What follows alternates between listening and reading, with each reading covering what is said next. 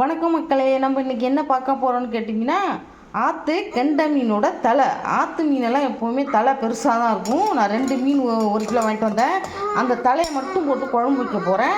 அதுக்கு தேவையான பொருள் என்னென்னு கேட்டிங்கன்னா, 3 தக்காளி அரைச்சி பேஸ்ட்டாக ஊற்றிருக்கேன். 2 ஸ்பூன் மிளகாத்தூள் போட்டிருக்கேன். தேவையான உப்பு போட்டிருக்கேன். இப்போ தேவையான புளி, இதுக்கு ஒரு 50 கிராம் புளி கரைச்சி ஊற்றிருக்கேன். இதுக்கு தேங்காயெல்லாம் தேவையில்லை, நம்ம போட்டு கரைச்சிக்க வேண்டியது தான். கரைச்சி ஊற்றி டேஸ்ட்டு பார்த்துக்குங்க. உப்பு புளி பத்தலைன்னா நீங்கள் உங்கள் டேஸ்ட்டுக்கு தகுந்த மாதிரி ஊற்றிக்கோங்க. அடுத்து பார்க்கலாம். இங்கே பாருங்கள், இதுதான் அந்த கெண்டை மீனோட தலை. எப்படி 2ஆக வெட்டி கொடுத்துருக்காங்க. 2 மீனுக்கு 4 தலை. 1 2 3 4. இதை மாங்காய் போட்டு வைக்க போகிறோம். இது சூப்பராக இருக்கும். மாங்காய் எப்படின்னு பார்க்கலாம். சூடு பண்ணி வச்சுருக்கேன். இதுக்கு சாதாரண கடலை எண்ணெய் தான் ஊற்றிருக்கேன். இப்போது நான் வீட்டில் தயாரித்த வடகம் போடுறேன். 2 பச்சை மிளகாய் போடுறேன். 1 கொத்து கருவேப்பிலை போடுறேன். ஒரு பெரிய வெங்காயம் போடுறேன்.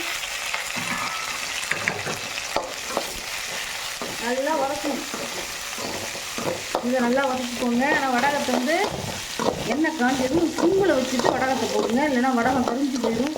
குழம்பு கசக்கும், டேஸ்ட் இருக்காது. அதாவது வடகம் வாசனை வச்சு வச்சு போடுங்க. நல்லா ஃபுல்லாக வச்சு வதக்கிக்கோங்க. நல்லா கண்ணாடி பேசை விட கொஞ்சம் கோல்டு கலராக வதக்கிக்கோங்க.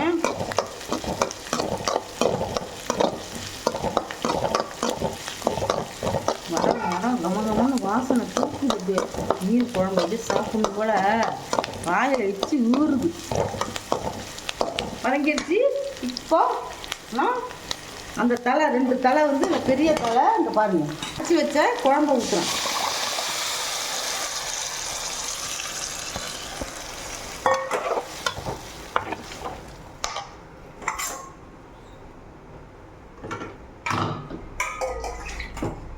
கொஞ்சம் தண்ணி ஊற்றிக்கலாம். ஏன்னா கொஞ்சம் தண்ணியாக இருந்தால் மாங்காய் போடுவோம்ல, அது வேகணும்ல. திக்காக இருந்துச்சுன்னா மாங்காய் கொதிக்கும்போது ரொம்ப அப்படி திக்காகிடும் குழம்பு. இப்போ பாருங்கள் குழம்பு எப்படி இருக்கு பாருங்கள். இந்த கண்டிஷனில் இருக்க குழம்பு எப்படி இருக்கணும்.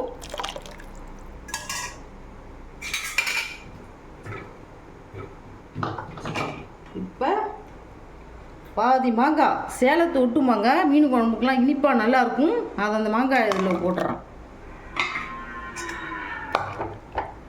இதை போட்டு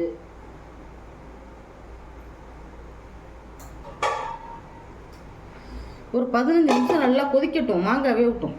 பார்க்கலாம் அடுத்தது. இங்கே பாருங்கள், நம்ம வந்து குளத்துக்கு ஆற்று கெண்டை மீனோட தலை குழம்பு தாளித்து கொட்டணும். மாங்காய் போட்டோம். மாங்காய் நல்லா வெந்து நல்லா 4 கொதி வெந்துருச்சு. இப்போது இந்த தலையை இவங்களெல்லாம் இறக்கி நல்லா குதிச்சு குளிக்கட்டும்.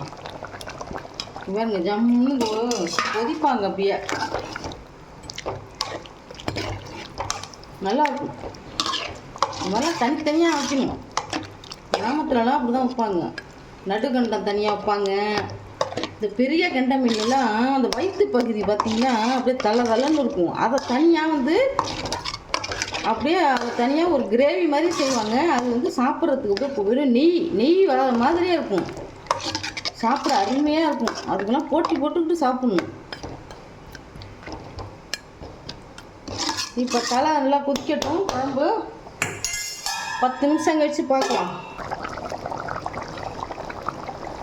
இப்போ பாருங்கள், ஆற்று கெண்டை மீன் தலை குழம்பு ரெடி ஆகிடுச்சு. மாங்காய் வெந்துருச்சு. தலையெல்லாம் எப்படி வெந்துருச்சு பாருங்க. இதெல்லாம் நல்லா கிண்டி விடலாம். இதெல்லாம் கரையாது. இந்த பாருங்க இப்படி வெந்துருச்சு பாருங்க. சூப்பராக இருக்கும். இந்த தலையெல்லாம் சாப்பிட்றதுக்கு அருமையாக இருக்கும். இப்போது அடுப்பை ஆஃப் பண்ணிடுறேன். கெண்டை மீன் தலை குழம்பு ரெடி. இந்த ரெசிபி உங்களுக்கு பிடிச்சிருந்ததுன்னா கமெண்ட்ஸில் ஷேர் பண்ணுங்கள், லைக் பண்ணுங்கள், சப்ஸ்கிரைப் பண்ணுங்கள். தேங்க்யூ, பாய்.